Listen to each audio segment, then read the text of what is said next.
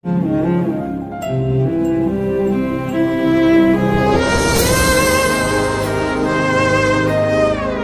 ఈ మధ్య ఒకరోజు మా ఇంట్లో పడుకున్నాను. ఎక్కువగా నేను ఈ మధ్య కాలంలో మా ఇంట్లో పరిస్థితి ఏంటంటే కొత్త ఇల్లు కట్టాం కాబట్టి ఒంటరిగా పడుకోవడం అలవాటైపోయింది. ఒకరోజు నేను పడుకొనున్నాను.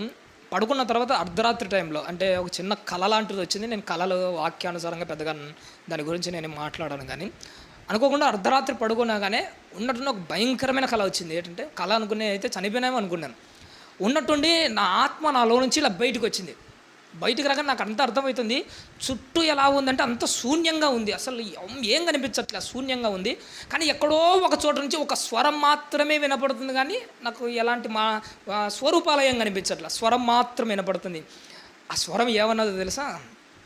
నా కుమారుడా, నీ జీవిత కాలంలో నీకు ఇష్టమైనట్టు సుఖం అనుభవించావు, ఇప్పుడు నువ్వు చచ్చిపోయావు, నరకానికి వెళ్ళిపో అన్నాడండి. నిజంగా ఫస్ట్ టైం నా జీవితంలో ఆ కల వచ్చింది. నా కుమారుడా, నీ జీవితకాలం నీకు ఇష్టమైట్టు చాలా దుర్మార్గంగా ప్రవర్తించావు, చాలా తప్పుడు పనులు చేసావు, ఇక నువ్వు చచ్చిపోయావు, నీకు ఇష్టమైనట్టు బతికావు కాబట్టి నువ్వు నరకానికి వెళ్ళాడు. ఆ మాట నిజంగా అక్కడి నుంచి రాగానే నాకు ఎలా ఉందంటే నాకు చెమటలు పట్టినాయి. తర్వాత నేను లేచిన తర్వాత చెక్ చేసుకున్న నా శరీరం అంతా చెమటలు పట్టినాయి. అయ్యో, నా ఒకవేళ లేచేసరికి అమ్మ ఇది కళ అని నాకు అర్థమైంది. కానీ ఒకసారి మనసు పెట్టి ఆ టైంలో నేను ఆలోచన చేశాను, ఇది కళ కాకుండా ఒకవేళ నిజమై ఉంటే, ఒకవేళ నిజమై ఉంటే నా కథ ఏమైపోయింది? అంతటితో అయిపోయింది, ఇంకేం లేదు. ఇంకా నేను బతికిన బ్రతుకు, నేను పడిన ప్రయాస, నా ఆత్మీయ జీవితం, నేను చేసిన సేవ, నా బ్రతుకు కాలం అంతా వృధా అయిపోయింది. అంటే దేవుని నోట ఆ మాట రాకుండా నేను బతకాలి. నా కుమారుడా, నీ జీవిత కాలం ముందు నీకు ఇష్టమైన సుఖం అనిపించి వచ్చి నరకానికి పో అనిపించుకోవడానికంటే ఆ మాట రాకుండా నేను ఎట్ట బతకాలంటే, ఆ రోజు నాకు వచ్చిన కళ ఏంటంటే ఇప్పటికీ నేను భయపడతాను. ఆ మాట నిజాయితీగా రియల్లీ ఆ లైఫ్లో, నా లైఫ్లో రాకూడదు. కళ సరిపోయింది. అది ఒకవేళ నిజమే ఉంటే అసలు ఆ ఊహ కూడా నాకు ఎట్టుండేదంటే అంత భయం కలిగించేది. ఇప్పటికీ రాత్రిపూట పడుకునే ముందు నా గుండెల మీద చేసుకొని, ఒకవేళ నేను పొరపాట్లు ఏమైనా చేశాను, నా బ్రతుకంతా ఆలోచన చేసుకొని, ఒకవేళ చిన్న పొరపాట్లు చేసిన ఆయన ఒప్పుకొనే పడుకుంటాం. ఎందుకంటే ఏదో ఒకరోజు నా వరుస క్రమంలో నేను చచ్చిపోతాను. చచ్చిపోయినాక ఒకవేళ నా బ్రతుకు బాగా లేకపోతే నిజంగానే ఆ మాట వచ్చింది, నా కథ ఏమైపోయినట్టు, ఇంకా ముగిసిపోయినట్టే. వద్దు, ఆ జీవితం వద్దు నాకు. ఆయన నోట ఆ మాట రాకుండానే నేను బతకాలి. అందుకోసమే ఆ రోజు నేను అనుకున్నాను, అనుక్షణం దేవునికి భయపడుతూనే బతకాలి. ఆయన భయపడడం కూడా ఎలా ఉండాలంటే అది కూడా ఒక తపనలాగా మనం ఉండాలి.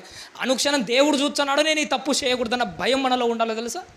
ఆ భయంతో, ఆ తపనతో, ఆ తృష్ణతో, ఆసక్తితో మరణం వరకు ఏమలా ఉండంటే నమ్మకంగా ఉండాలి. అందుకే దానియేలు గారితో దేవుడు అన్నాడు, నాయన నువ్వు బాగా కష్టపడుతున్నావు, ఇంకాస్త కష్టపడు, ఇంకాస్త ఓపిక నిలబడు. ఎంతవరకు నిలబడాలట? అంత్యము వరకు నిలకడగా నిలకడ స్థిరంగా ఉండాలట. మన చెల్లెలు రాజీ చాలా మంచి మాట చెప్పింది కదా, మన జీవితాలు ఎట్టుంటాయట? నిలకడ లేని జీవితాలు. పొయ్యి మీద పాలు పెరిగినట్టు తారాస్థాయికి అని పెరుగుతాం, మళ్ళీ ఎవడో నీళ్ళు చల్లినట్టు మళ్ళీ చల్లారిపోతాం. ఎప్పుడో వాక్యం వింటున్నంతసేపు మనకి ఎట్టుంటుందో తెలుసా? నిజంగా వాక్యం వింటున్నంతసేపు ఇంకా మారాలి, దేవుని కోసం చెయ్యాలి, అలా చేయాలి, ఇది చేయాలి అన్నప్పుడు పొయ్యి కింద మంట పెడితే పాలు తారాస్థాయికి పెరిగినట్టు అని పెరుగుతాం. ఎంతసేపు ఉంటుంది? వందనాలు చెప్పుకొని బయటికి పోయేంతవరకే ఇంకా అయిపోయా. వందనాలు చెప్పుకొని బయటికి పోయినామంటే ఎవడో పాల మీద నీళ్ళు చల్లినట్టు మళ్ళీ చల్లారిపోవడమే, మళ్ళీ లోకంలో కలిసిపోవడం. మళ్ళీ ఇలాంటి భక్తి జీవితాలు మనకు చూసారా? కరెక్ట్ కాదండి. మన తపన ఎట్టుండాలంటే, ఒక్కసారి లేచామంటే ఎట్టుండాలంటే, ఈసారి వచ్చింది ఎలా ఉంటుంది? సముద్రం అలలు లేస్తూ ఉంటాయి, లేచి పడిపోతుంటాయి. కానీ మనం అలలు మాత్రం ఉండకూడదు. ఎలా ఉండాలో తెలుసా? ఉప్పెనలా సునామీలో లేచామంటే ఆకాశాన్ని తగిలేట్టుగా ఉండాలి, అంతే. మళ్ళీ పడిపోయామంటే ఆ పక్క 2 ఊర్లు ముంచే కానీ పడిపోకూడదు. ముంచడం అంటే ఏంటి? ఆత్మీయ జీవితంలో కొంతమందినైనా నిలబెట్టే కానీ 2 ఊర్లు అప్పచెప్పే కానీ దేవుని చేతికి మళ్ళీ వెనకడుగు వేయకూడదు. ఒక్కసారి లేచామంటే అయిపోవాలంతే. నిన్న లింగాపురంలో జాషువన్న ఒక మంచి మాట మాట్లాడు యవనస్తుల గురించి. యవనస్తులు మారుతాడట, బయటికి వెళ్ళి పరిచయం చేయొచ్చే, మహా అంటే 4 ఊర్లు ఏమవుతాయట? మారుతాయి. ఈ మధ్య నాకు చాలా ఆనందం అనిపించింది. చాలా ఊర్లకు పరిచయకి వెళ్తున్నాను, ఎంతోమంది వాక్యాలు వింటారు, మారుతున్నారు. బాప్తీసాలు కూడా చాలామంది తీసుకుంటారు. అన్న వాక్యం చాలా బాగుంది, నిజాయితీగా వాక్యం వింటారు. ఒకసారి ముసలి వాళ్ళు, నా వృద్ధాప్యంలో ఇలాంటి వాక్యం వింటాను నేను ఎప్పుడు అనుకోలేదు అని చెప్పేసి చాలా ముసలోళ్ళు కూడా బాప్తీసాలు తీసుకుంటారు.